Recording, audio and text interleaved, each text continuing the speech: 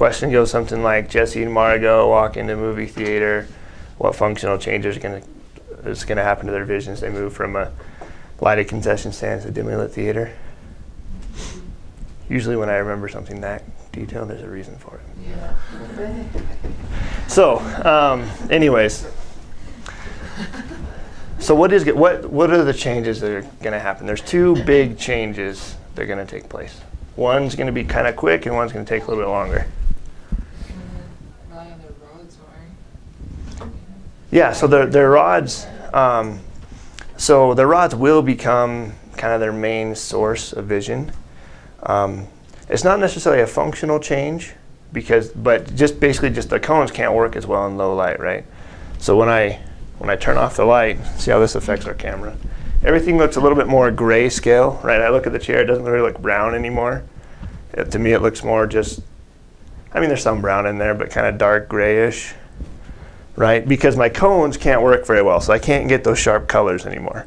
It's more just a little bit more grayscale because the rods are picking up the light. Whereas when the light's on, everything's a lot sharper. So you're right, not necessarily a functional change, but that will take place. Pupils are going to In the dark, they'll dilate, right. So when I turned the light off, there wasn't as much light in the room, and so my pupils dilated, got bigger so that I can let in more light. So I could overall see better. Good. So that's the first thing that's going to happen. That'll take a couple seconds, if that. Are you talking like immediate changes? So the pupils is kind of immediate. The other one will take 5 to 10 minutes or so. The second one's the rods will be stimulated, and then more rhodopsin has been activated.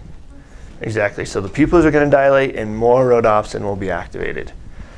Those are your two key things that are going to happen there. So what benefit is there to activating more rhodopsin? see better. Return to light. Yeah. For absorption of light, I guess. Yeah. So instead of one light ray coming through and stimulating 3 rhodopsin, we could have that same light ray stimulate 10 rhodopsin.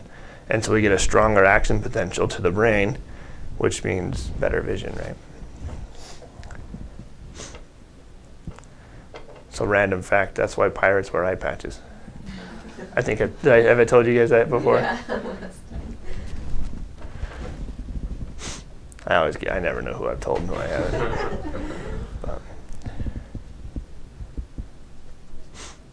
I guess McCall hasn't heard it. So. Yeah, it is new for me.